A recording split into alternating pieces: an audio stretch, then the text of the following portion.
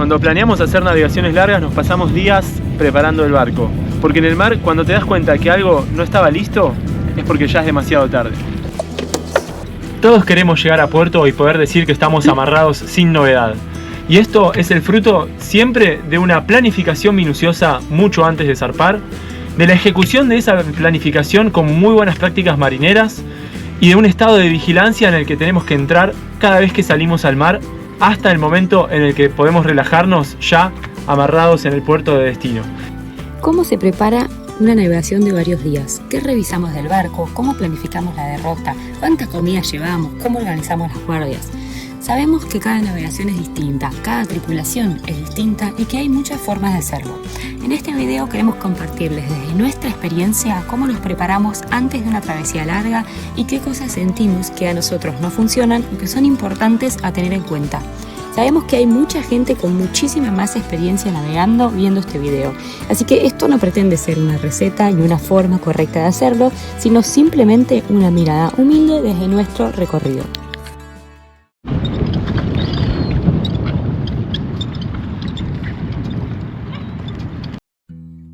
Prepararnos para una navegación larga implica, por un lado, la planificación de la derrota con todos los puertos alternativos de abrigo que pueda haber en el camino, las distintas posibilidades de acuerdo a la meteorología para alcanzar el puerto de destino y cómo vamos a aprovechar la meteorología a nuestro favor. También implica una revisión minuciosa del barco, implica saber en qué estado está, dónde está cada cosa, cómo se comporta, cómo maniobrarlo, cómo tripularlo de la manera más eficiente posible para que la navegación, si nos sorprende con cosas que de repente se habían escapado de nuestra planificación, porque la naturaleza siempre tiene una componente caótica, poder responder de manera apropiada, estando a la altura de las circunstancias y que nada se convierta en un problema.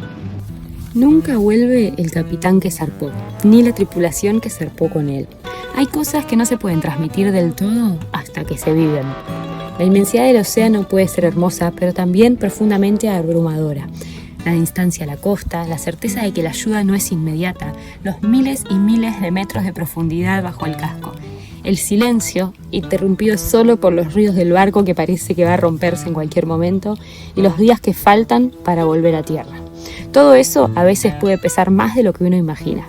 Por eso, antes de cada zarpada, la revisión del barco y la organización de la tripulación no son un detalle menor. Es responsabilidad del capitán o capitana de la embarcación asegurarse una revisión exhaustiva y minuciosa de la embarcación en la que vamos a navegar, ¿sí? Esto implica hacer por completo un repaso de cada uno de los aspectos fundamentales que involucra esta navegación. Para empezar, por la propulsión, ya sea velas, motor, cómo está la jarcia, cómo está en general toda la arboladura que sostiene al palo, hacer un chequeo para asegurarnos de que esté en buen estado. El motor necesita también ser probado antes de navegar, por más que podamos confiar en que venía andando bien, es importante antes de salir hacer un buen chequeo. ¿Cómo hago yo un buen chequeo a bordo de mi velero? Enciendo el motor y lo tengo por lo menos una hora funcionando a un régimen de trabajo, que en mi caso son casi 2000 revoluciones por minuto, con la hélice engratada y en marcha atrás, por ejemplo, tironeando de alguna forma, cinchando de las amarras, para asegurarme de que el motor tiene carga y no está trabajando en vacío, que muchas veces los problemas aparecen cuando le pedimos potencia al motor y no cuando trabaja en vacío. Entonces, en ese estado lo tengo por lo menos una hora y en esa hora me dedico a escucharlo con detenimiento, asegurarme de que no aparezcan ni ruidos raros, ni tampoco hayan olores extraños, que las correas no vibren excesivamente, que no hayan pérdidas ni de agua ni de ningún fluido, que el motor se encuentre en condiciones aptas para navegar con un buen chequeo previo. No, es importantísimo y esencial. Lo mismo toda la cabullería, la jarcia firme, la jarcia de labor, todo tiene que estar en condiciones de trabajo listas para la navegación. También hacemos una revisión completa de lo que involucran los sistemas, por ejemplo el sistema eléctrico, el sistema de combustible. Cuando hablo del sistema eléctrico no solo me refiero al cargado de baterías con el alternador del motor, sino todas las demás formas que tenemos para cargar las baterías no solo del motor sino también de servicio. En mi caso también llevo una batería separada y desconectada del barco, desconectada de todos los sistemas del barco, que tengo como batería para emergencias, para en caso necesario tenerla lista para usar y la cargo cada 6 meses. Tener un montón de sistemas que nos permitan redundancia a la hora de afrontar cuestiones imprevistas nos va a dar mucha más tranquilidad. También revisar la sentina, revisar todos los pasacascos, revisar también las formas que tenemos de achique en el velero. Las formas que tenemos de achique quiere decir las formas que tenemos de sacar agua hacia el exterior del barco. Tenemos que tener bombas eléctricas suficientes, en buen estado y funcionando. Tenemos que tener también una bomba manual, accesible desde el cockpit. Todos estos sistemas es muy importante de revisar y de chequear, y no solo de revisarlo como capitán o capitana de la embarcación previo a la navegación, sino también de familiarizar con su uso a la tripulación con la que vamos a compartir. En general es muy importante de hacer una familiarización a la tripulación de todos los sistemas del barco y también de la navegación. Cuando ahora vayamos al apartado en el que profundicemos sobre eso, es importante hacerlo junto con la tripulación para que todos sepan de qué va a ir el viaje y cómo podamos responder a las distintas circunstancias que pudieran aparecer. En otras palabras, previo a la navegación es importante familiarizar a la tripulación con todos los sistemas del barco para que sepan prender y apagar el motor, subir y bajar velas, maniobrar, utilizar el piloto automático y también proceder ante emergencias o situaciones que puedan ser problemáticas, como por ejemplo tienen que saber dónde están los matafuegos y cómo usarlos, tienen que saber cómo achicar, dónde están las bombas de achique y cómo utilizarlas, cómo cortar con sus llaves de corte las baterías y todo el sistema eléctrico, cómo cortar y desconectar el gas con el que usamos para cocinar también, cómo hacer una llamada de emergencia por radio, ya sea VHF, teléfono satelital o Starlink. Tienen que también saber cómo proceder frente a un hombre al agua y en general familiarizarse con la embarcación y saber tripular eficientemente es importante hacerlo previo a salir al mar. Y para eso se necesita un buen briefing, una buena instrucción de parte del capitán que les permita a todos sentirse aptos para esta tarea. Una cosa muy importante que hago un montón de hincapié. ¿Puedo hablar? Tengo algo importante para decir. Ahí seguimos con la programación. No, quería comentarles que mucha gente nos consulta en cómo hacer para colaborar con el proyecto o para acceder a nuestro libro y otras cosas más, videos exclusivos. Y hay 2 maneras. Una es a través de miembros de YouTube, que acá les voy a dejar cómo hacerlo. Hay que apretar en unirse. Y la segunda forma es a través de Patreon, en donde pueden encontrar también otras cosas nuestras, además de los videos exclusivos, checklist, libros para descargarse, algunos nuestros y algunos de otras personas, notas, etc. Así que gracias a todos los que ya se sumaron y a los que quieren seguir de más cerca el proyecto y acceder a todos los videos exclusivos, lo hacen a través de ahí y además nos ayudan. Siga, por favor. Continúe.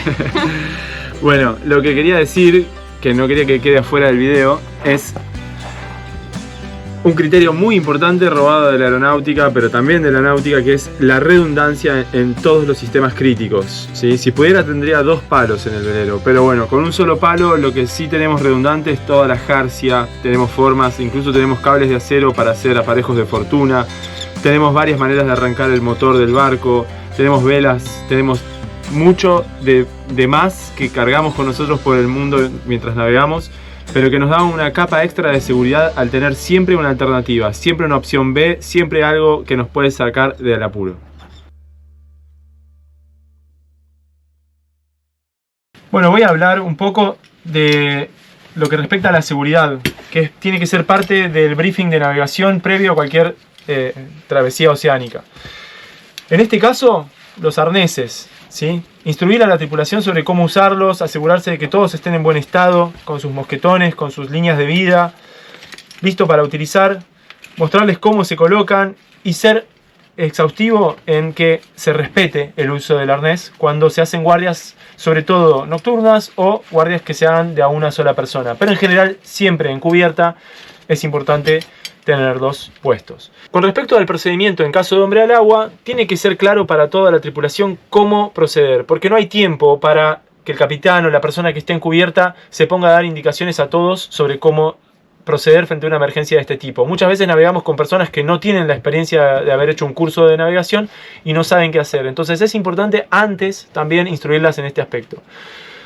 Lo primero que se hace es cuando alguien se cae al agua y nosotros advertimos esto, es gritar y advertir al resto de la tripulación que esta circunstancia se está desarrollando.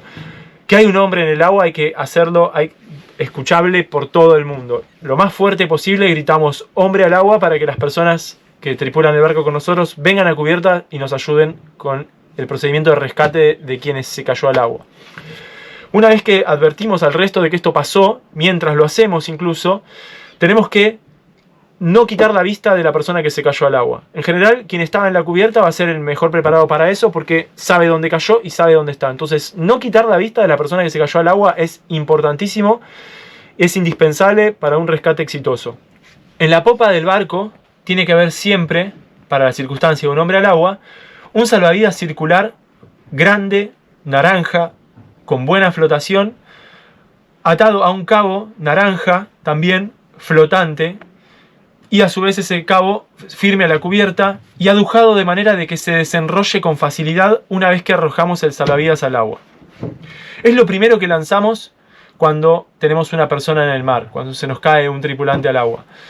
Y nos mantenemos mientras tanto mirando a esta persona constantemente. Y luego el resto de la tripulación, o quien sea que esté a bordo, será encargada de llevar el barco al rescate. Esto puede ser a vela, realizando una maniobra de 8 o poniendo el barco a la capa si podemos hacerlo en el momento de la manera más efectiva y más fácil posible. Tenemos que lograr que la persona pueda volver a subirse al barco. A motor, damos una vuelta y recuperamos a la persona si también podemos hacerlo. Además del circular, si tenemos más cosas a mano que podamos tirar que floten, como pueden ser defensas o lo que sea que tengamos a mano que flote, que nos ayude a encontrar de qué manera la deriva se está llevando a la persona hacia donde sea que se esté llevando, porque muchas veces con olas se dificulta el avistaje, lo tiramos al mar. Lo tiramos al mar porque nos va a dar una indicación de dónde está la persona, sobre todo si la persona no logró agarrarse del salvavidas circular en el momento en que lo tiramos al agua. Entonces, bueno, es importante no perderla de vista, es importante tirarle elementos de flotación y luego también será importante maniobrar apropiadamente para el rescate.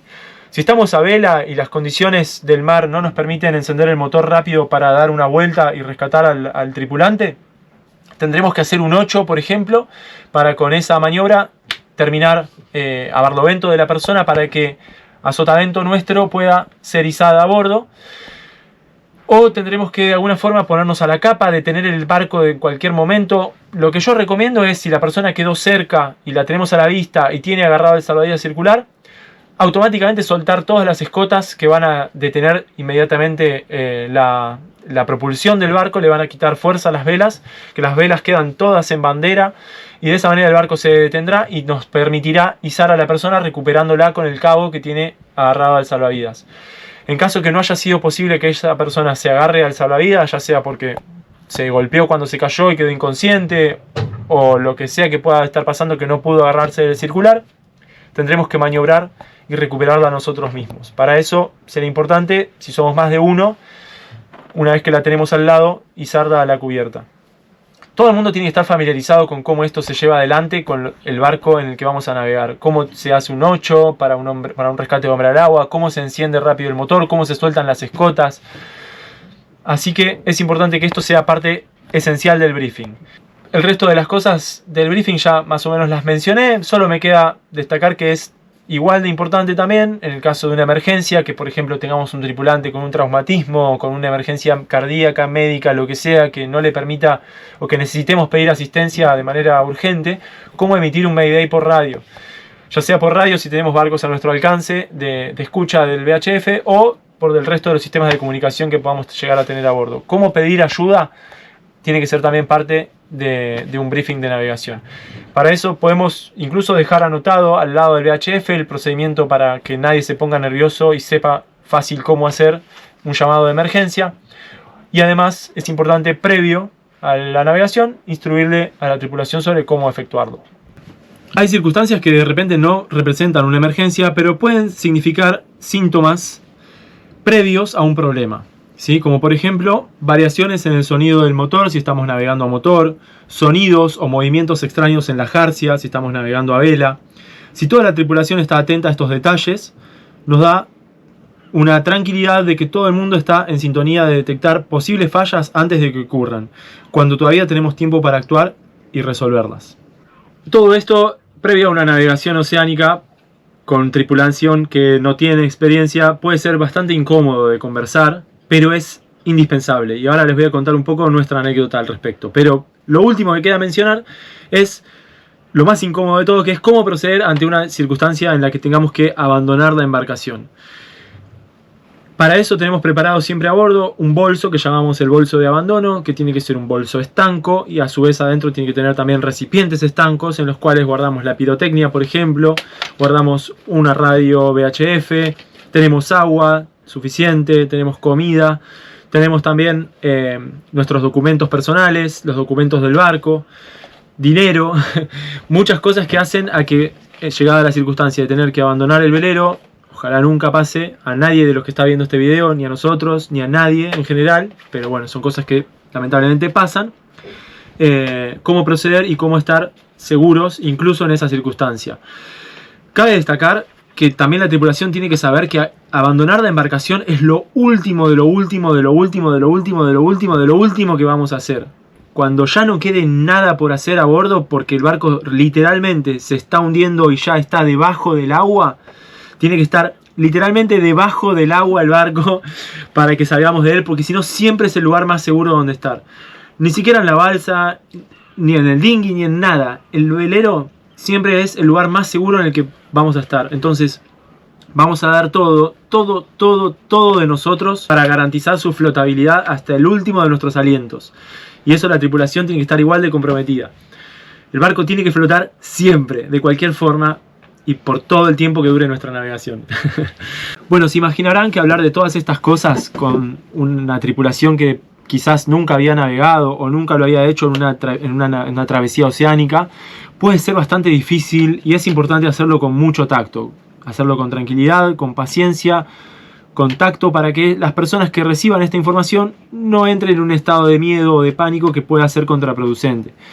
En el caso nuestro con Manu, que justamente se daba así la circunstancia, yo preparé un briefing escrito en el que estaban todos estos pormenores, lo que me parecía y lo que me sigue pareciendo importante de abordar previo a navegar, y se lo pasé por escrito antes de conversarlo juntos. Luego, cuando ella llegó al barco, fuimos punto por punto abordándolo para que ella tuviera una preparación psicológica de lo que le esperaba. Es muy importante hacer esto con tacto. Sepan que el miedo también es un factor que hace que las personas se mareen mucho. Y bueno, puede ser muy contraproducente si nuestra tripulación se marea y no puede desempeñarse cumpliendo guardias o haciendo sus tareas a bordo con la normalidad que les permitiría disfrutar de una navegación. Entonces, todo el briefing es importante de llevar adelante, pero con criterio, con paciencia y con mucho tacto para que no sea contraproducente. Ese briefing por escrito que Raúl mencionaba, que me preparó, te los dejamos acá en los comentarios por si alguien lo quiere mirar. Yo cada tanto entro y lo miro de vuelta porque me sirve para refrescar. Y la verdad que me vino bárbaro porque yo nunca había navegado así tan lejos de la costa, solo cerca de la costa o en el río, pero nunca había tenido una experiencia así. Y no fue lo que me imaginaba, y ya esa introducción la verdad que me sirvió un poco para darme cuenta de lo que se venía y de cómo me tenía que preparar. Todo el mundo tiene que saber dónde se prenden y se apagan los sistemas del barco, cuál es el panel eléctrico, cómo prender las luces de navegación, cómo advertir un target en el AIS y maniobrar el barco apropiadamente, cómo operar un radio VHF manual o de estación, y un montón de cosas más. Estoy seguro que algunas se me están escapando, y aquí en este video estoy seguro también que hay mucha gente mirándolo que tiene más experiencia que yo. Entonces les pido, por favor, como hicieron en el video anterior, me indican qué es lo que se me está pasando. En este estoy tratando de ser un poco más pormenorizado, porque en el anterior, con tratar de que el video no sea demasiado extenso, hay 2 o 3 cositas que las dejé afuera y que me hubiera gustado que, y me lo hicieron saber, que no fueran pasadas por alto. Así que quiero que ustedes también me ayuden a completar esta información en los comentarios. Déjenme ahí abajo, por favor. La convivencia a bordo puede ser más difícil que el mar.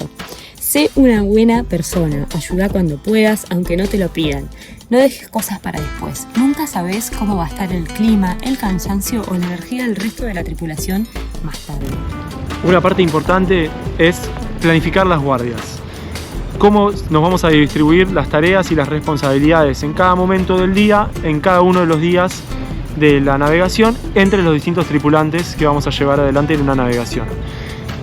Establecer reglas claras permite que después todo se desarrolle de manera fluida y todo el mundo tenga tiempo para descansar y tenga tiempo también para hacer lo que necesite hacer a bordo, tripulando el barco de manera eficiente. Depende de cuántos sean en la tripulación, se van a distribuir las guardias de manera diferente.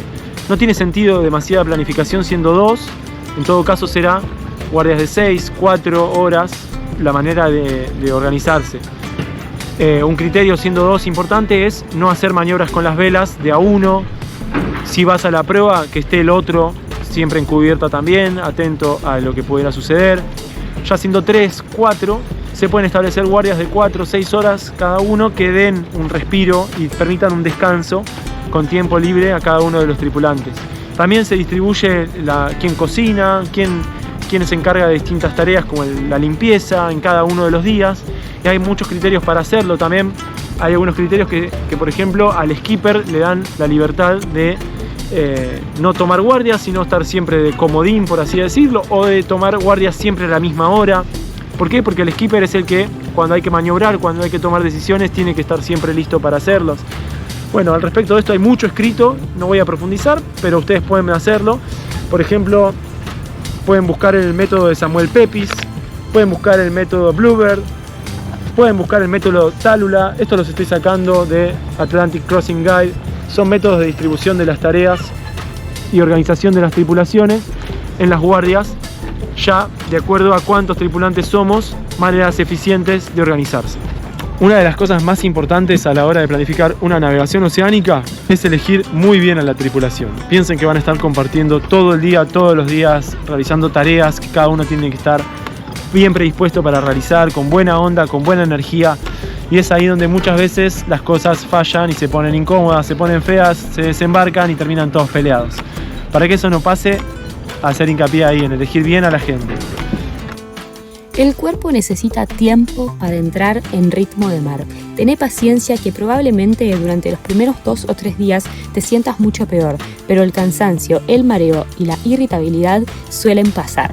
Lleva comida preparada desde antes para esos días, porque cuando estás mareado, cocinar adentro de la cabina puede ser muy complicado. El cansancio puede cambiarte la cabeza completamente. Dormir bien, organizar las guardias y comer bien puede ser más importante que navegar rápido. La mayoría de las malas decisiones no aparecen por falta de conocimientos, sino por cansancio. Las navegaciones oceánicas empiezan mucho antes de soltar amarras y salir al mar. Empiezan en las cartas náuticas, estudiando por dónde vamos a cruzar el mar. Podemos ir del puerto A al puerto B por infinidad de rumbos y de rutas, pero vamos a diseñar una que nos dé la seguridad necesaria para nuestro barco y nuestra tripulación. Para eso hay 1000 herramientas. Yo ahora les voy a compartir un poco cómo lo hago yo, con qué herramientas lo hago, para que vean y les pueda servir y les puedan aprender algo para sus propias navegaciones. Yo uso OpenCPN, que es una herramienta gratuita que pueden encontrar en internet, y tengo aquí cargadas las cartas de Uruguay y de Brasil. Y aquí es donde yo, a grandes rasgos, trazo las rutas para navegar. También uso Navionics, como habrán visto en otros videos, que es muy práctico, tiene muy buenas batimetrías, y lo contrasto con la información que hay en OpenCPN y las cartas de los servicios de hidrografía oficiales, porque entre los dos me doy un panorama mucho mejor.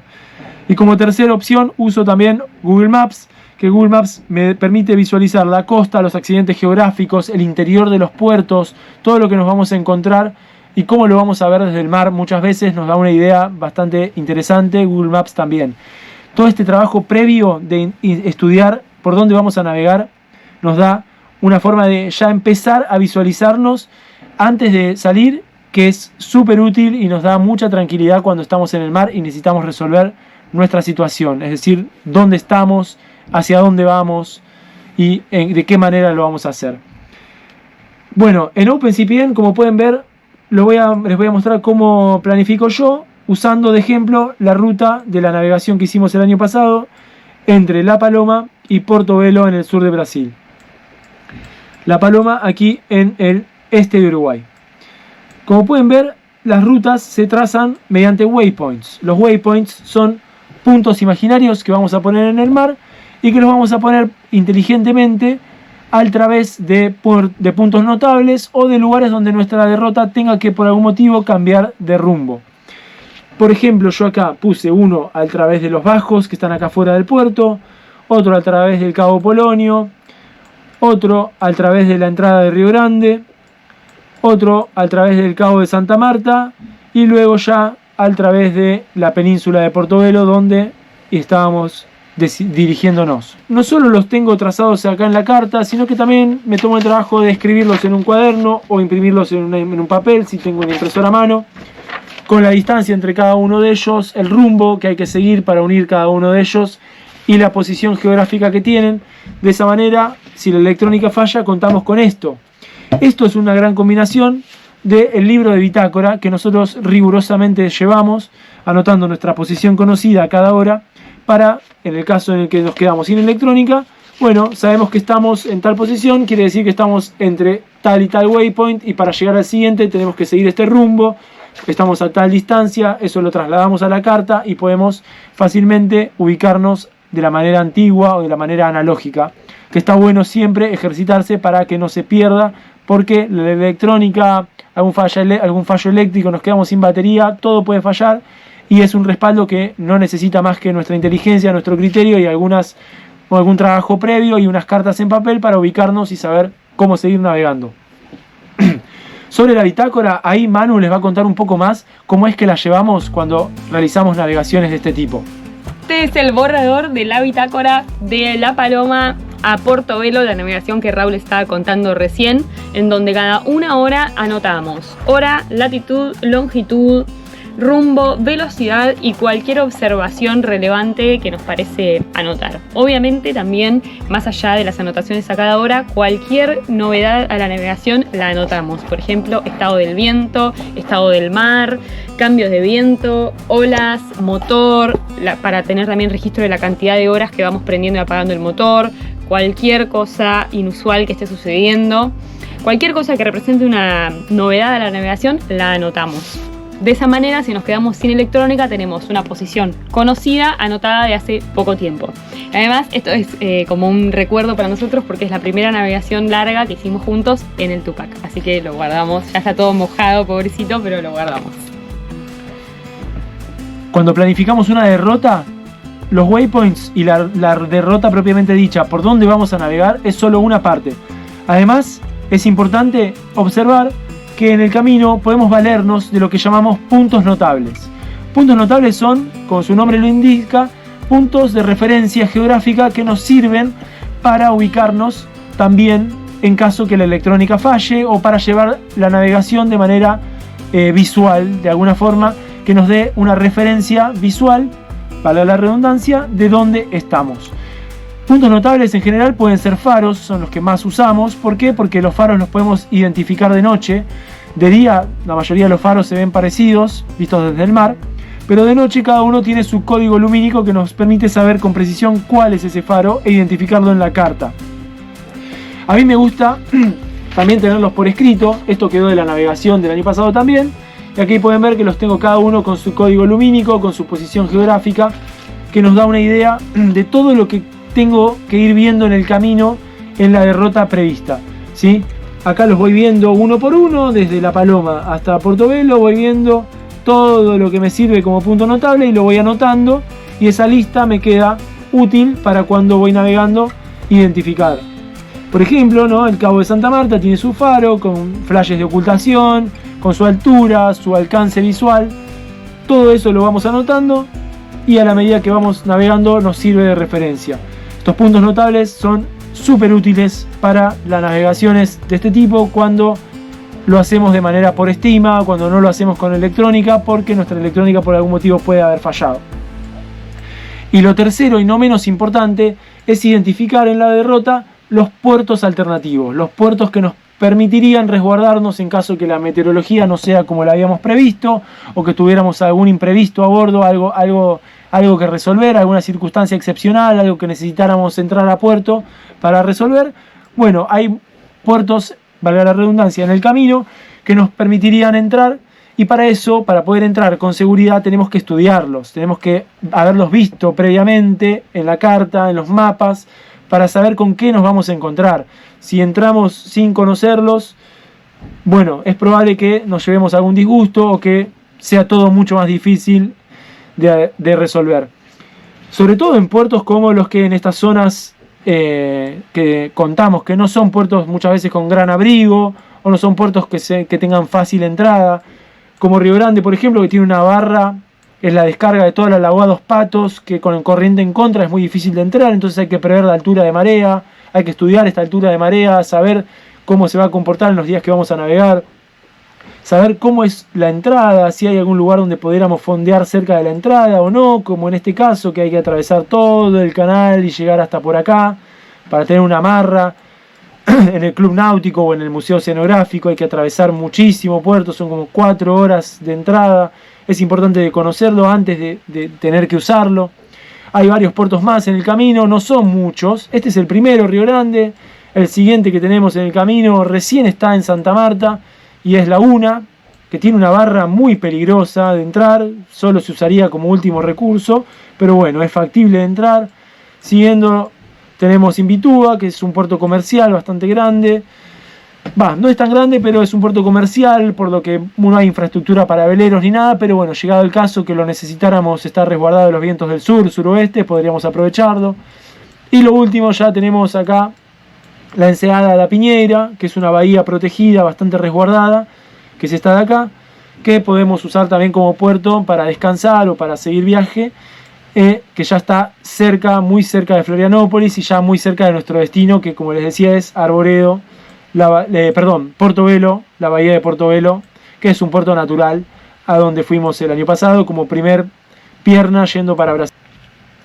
Acá, una vez que tenemos ya trazada la ruta y estudiada, la podemos ver también en Navionics. Navionics, como les conté, tiene eso, otra batimetría, tiene algunas referencias más, algunas cosas que pueden ser útiles. La podemos ver en Google Maps, estudiarla a fondo.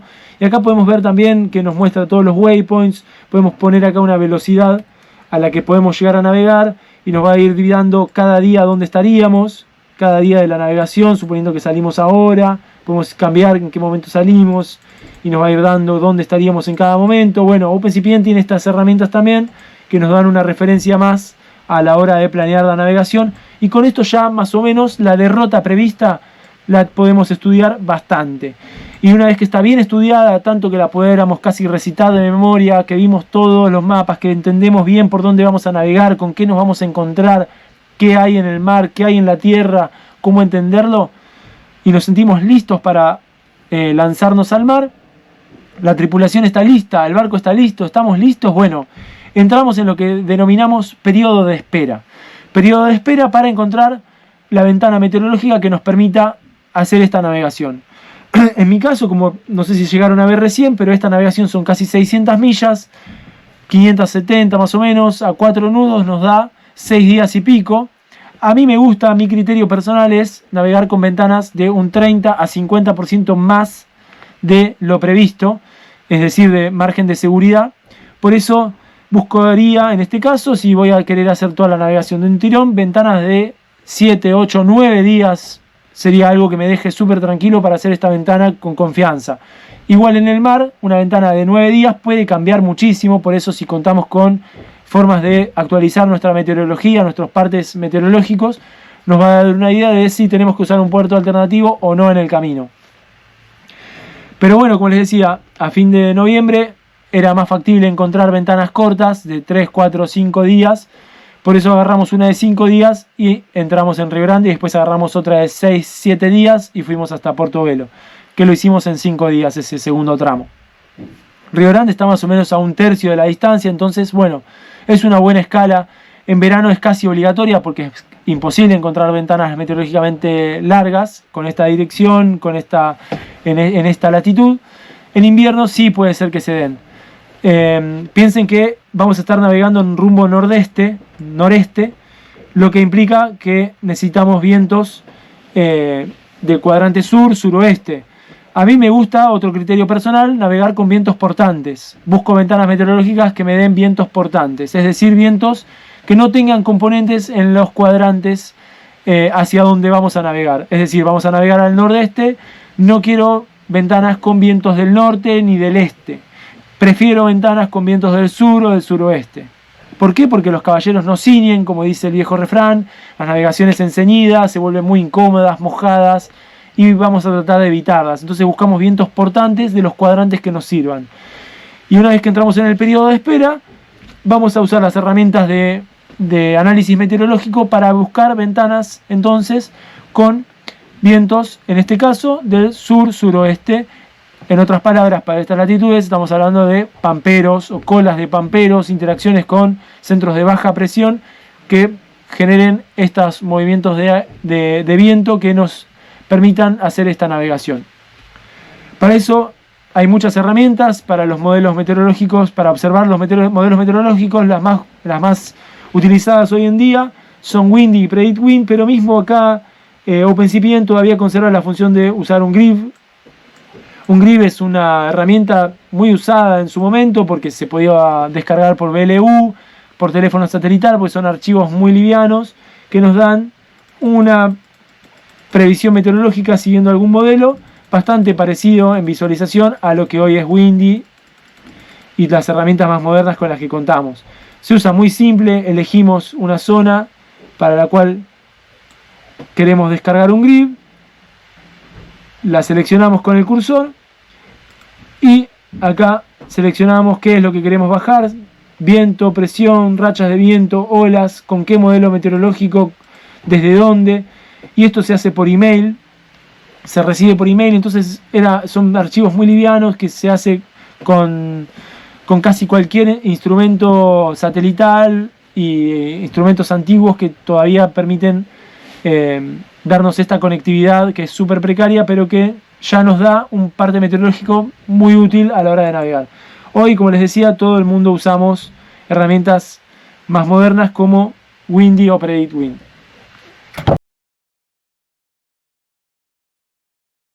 Bueno, acá tengo Windy abierto, que es lo que uso yo. Y como les decía, estamos en periodo de espera y estamos esperando frentes del suroeste.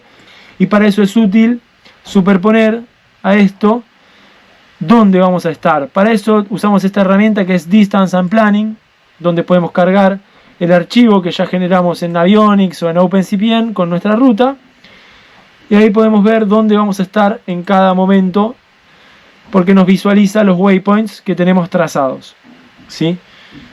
Ahí pueden ver que están los waypoints de la derrota que acabamos de diseñar en OpenCPN. Acá podemos configurar una velocidad a la que pensamos que podemos navegar y nos va dando dónde estaríamos en cada día.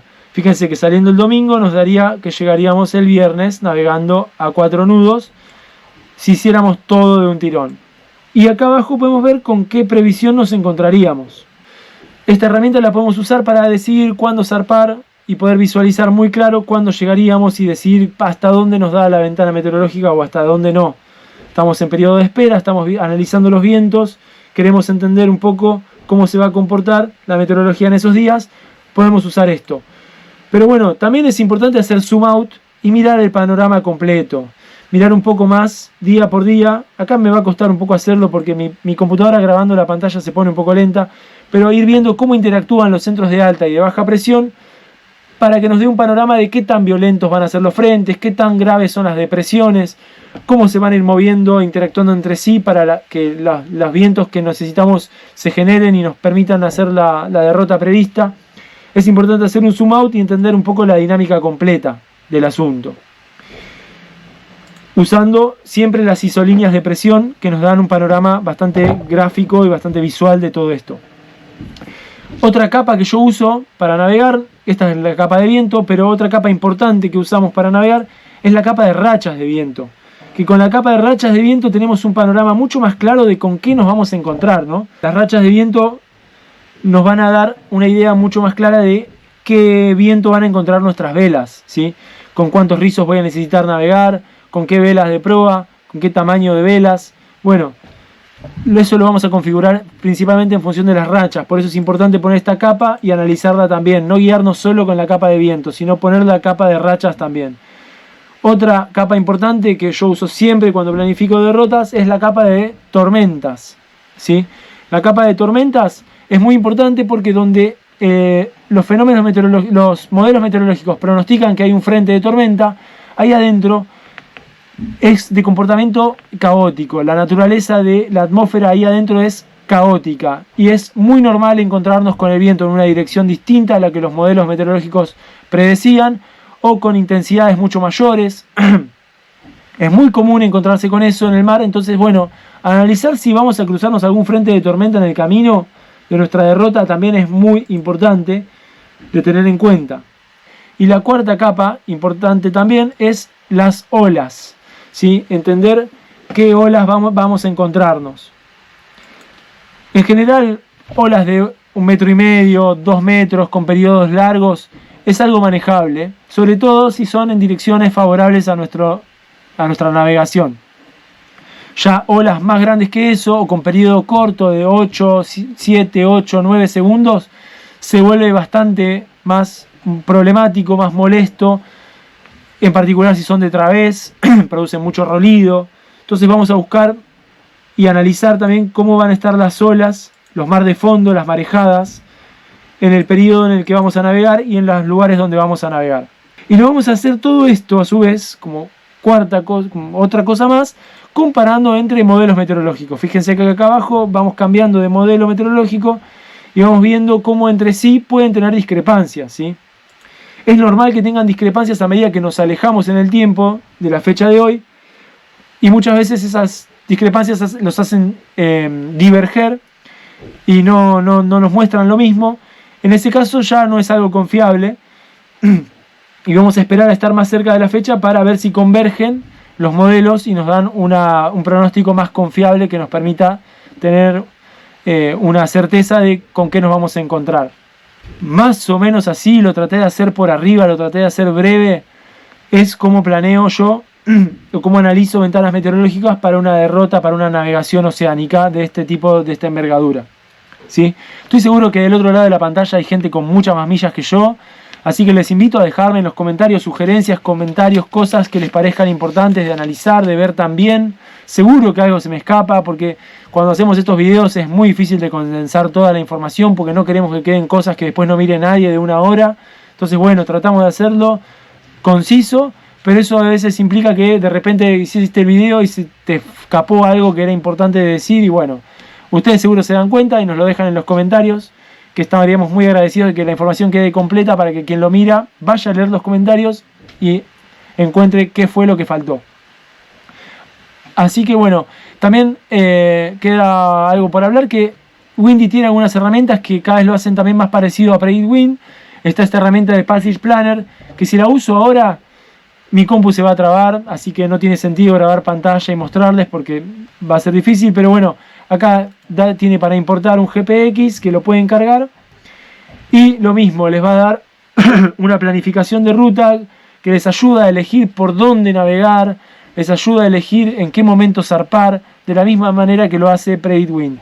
Yo en general igual estas herramientas no las uso porque me gusta analizarlo a mí, me gusta pensar estas cosas, entender el panorama completo, ver muy bien cómo están los fenómenos meteorológicos desarrollándose alrededor nuestro, los centros de alta, los centros de baja, cómo interactúan entre sí y se genera esa meteorología que después quiero aprovechar. Porque de nuevo, capaz que estoy en el mar, me quedo sin electrónica y si yo ya más o menos entendí cómo se estaba comportando la atmósfera, tengo una herramienta más. Si solamente usé una aplicación para ver cómo va a estar día por día la meteorología, me quedo sin la película completa, que es muy útil también. Así que esto es cómo analizo yo. Déjenme ahí en sus comentarios todo lo que tengan para decir, que seguro será muy bienvenido y miramos todo y respondemos todo.